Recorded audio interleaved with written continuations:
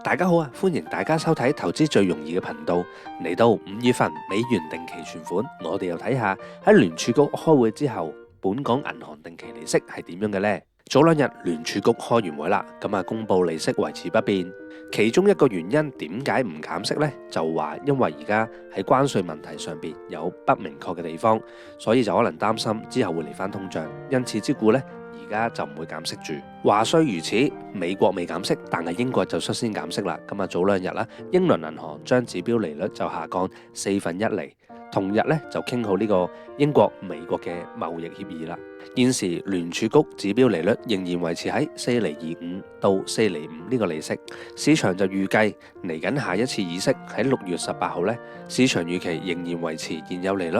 之後下一次減息將會係喺7月30號，去到下一次10月29號。市場就開始多人預期會減多1口息，而最終去到今年年底12月10號嘅議息呢，市場就預期有可能再減多1次嘅利息。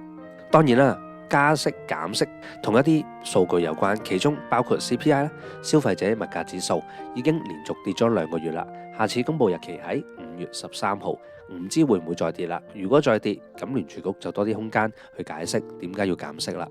下一個就係 PPI 生產者物價指數，同樣啦，都係連續跌咗2個月啦。喺5月15號將會公布新一期嘅 PPI， 而最後啦，第3個數據 Core 嘅 Personal Consumption Expenditures PCE， 而呢個數呢，喺過往嘅半年大約就持平喺2.6%到2.8% 不等。數據上基本條件有啦，其實聯儲局可以考慮減息嘅，但係暫時而家聯儲局就會話因為關稅嘅問題，就暫時 hold 一陣。呢一個月美債嘅息率同上一個月比整體都下跌咗一啲嘅，大家要睇得翻。因為上個月呢，佢比3月份呢就升咗好多。而家睇翻啦，1年期以內嘅美債孳息率呢都暫時企得穩喺4厘嘅。另外睇翻美匯指數，最近都喺100呢個邊位徘徊嘅。大家可以睇翻近5年嘅數據啦，去到100邊位呢都會有個支撐，彈一彈上去嘅。今次會唔會都係咁呢？大家可以睇翻啦。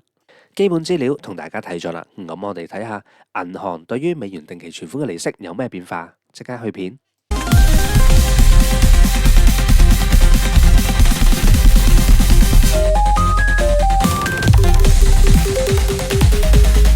喺呢個5月份開恒生 M+Power World Mastercard 有優惠，推廣日期由而家去到5月29號下晝6點。無論係全新客戶定係現有客戶，申請新嘅信用卡係有以下嘅優惠，大家可以睇翻相關嘅內容。另外，本身張卡海外外幣簽賬高達6% 加分多啦，網上零售簽賬高達5% 加分多啦，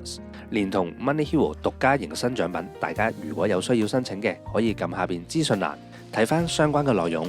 借定唔借，還得到先好借。第一間工銀亞洲全新資金定期存款推廣，由即日起去到5月30號，存款金額美元10萬或以上，98日4厘，188日3厘85。呢個係工銀財富或者理財金客戶就有嘅利率。如果你係其他客戶，存款金額美元15000或以上，98日3厘9，188日3厘75，就會低0.1%。除此之外，佢仲有個網上定期存款優惠，美元存款金額如果介乎喺15000到10萬以下，3個月3厘85，6個月3厘7，12個月3厘3，3個月期嘅利息會係最高嘅。另外，E 時代或者綜合客戶都有同樣嘅利率。第二間匯豐銀行，佢終於更新咗佢嘅利率啦，存款金額2000美元或以上，3個月3厘7，6個月3厘6，12個月3厘2，呢個係匯豐卓越理財專上客戶有嘅利率。另外，卓越理財客戶同樣有同一個利率。而最後啦，匯豐 One 3個月3厘5，6個月3厘4，12個月3厘就會低少少嘅。然後到第三間中銀香港，今次中銀香港仲未更新啊，佢仲係用緊4月1號嘅資料。美元存款金額1000或以上，3個月3厘6，6個月3厘4，呢個係私人財富或者中銀理財有嘅利息。另外其他客戶就會低 0.1%。然後到第四間 Citibank， 全新客戶定期存款優惠美元，最高利率高達 4.2%。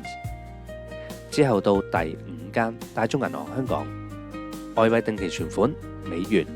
，3個月3厘8， 6個月3厘7， 12個月3厘5，當中嘅1個月、2個月同埋3個月都會有3厘8，短時間擺落去1-2個月都有唔錯嘅利息3厘8嘅。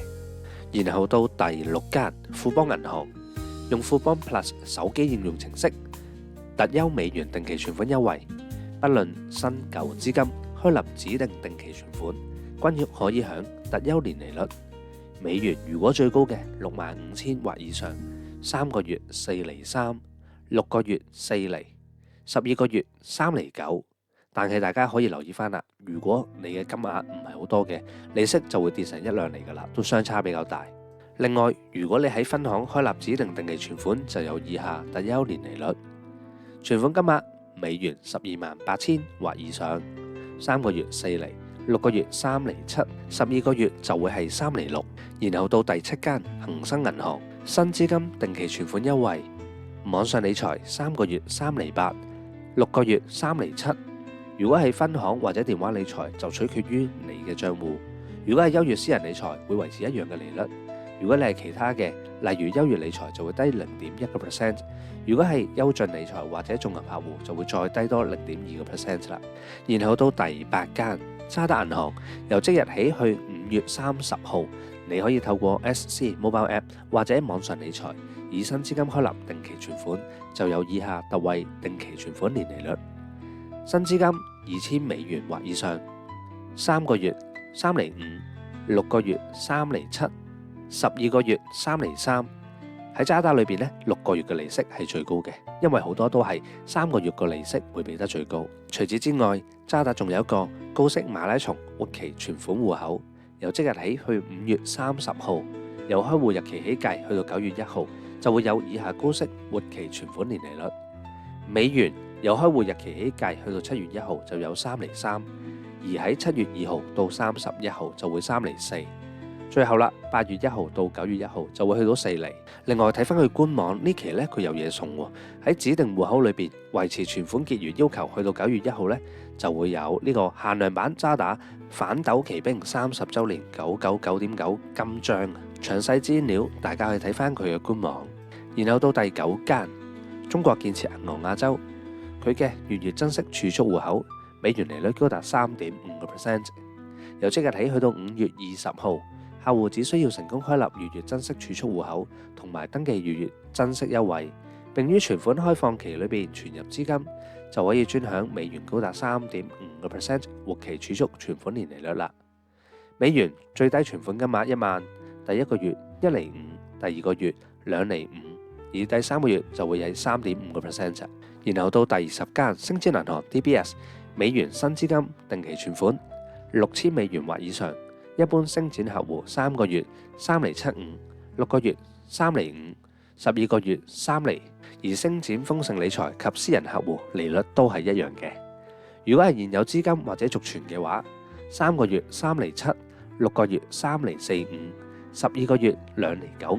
就會低 0.05%。由於而家美國仲未減息嘅，所以仍然可以考慮開 IB 啊。而家 IB 繼續有佢個用即時可用嘅現金餘額賺取市場利率。而家美元指標利率 4.33%。喺 IB 入邊閒置嘅資金頭嗰1萬美元冇利息嘅，但係多過1萬美元就會有指標利率減 0.5%， 因此而家係有 3.83%， 相當之唔錯啊。由於頭1萬美元冇利息嘅，所以你嘅資金越多，你可以享有嘅利息就越趨近於佢寫嘅 3.83% 咋。以呢個表為例，如果你賬戶現金餘額去到100萬美元呢，咁你 net asset value 大過10萬，係有 3.792%， 咁呢個都相當唔錯。開戶連結我放喺資訊欄，大家有興趣可以撳入去睇下。第12間東亞銀行網上美元定期存款特惠年利率，如果你係自專理財，3個月新資金3厘75， 6個月3厘5， 12個月就會係3.2厘啦，現有資金咧就會低一啲，大家可以睇翻個表留意翻。之後到第13間招商榮隆銀行，如果你嘅存款金額美元5萬到10萬樓下，3個月3.9厘，6個月3.75厘，12個月3.5厘。就算你金額唔大咧，佢而家做緊個1個月、2個月、3個月利息咧，都相當之唔錯，大家可以睇翻。然後到第14間中信銀行嘅美元優惠年利率最高咧去到3.9%，呢個咧係4月29號公布嘅利息，但係咧佢嘅利息嘅推廣期咧寫就去到4月30啦，最新一期咧暫時未見到嘅。最後第15間大新銀行高息美元定期存款 VIP 銀行客戶存款期3個月，如果你係20萬到50萬以下港元3.8厘，6個月3.4厘，12個月都係3.4厘嘅。如果唔係 VIP 客戶咧，就會低0.3、0.4%，大家要留意翻啦。整合翻15間銀行加埋證券行啊，同大家做咗個表，大家去睇翻啦。喺同上個月嘅比較裏邊咧，通常出現嘅就係下跌啦，跌咗0.1到0.2%，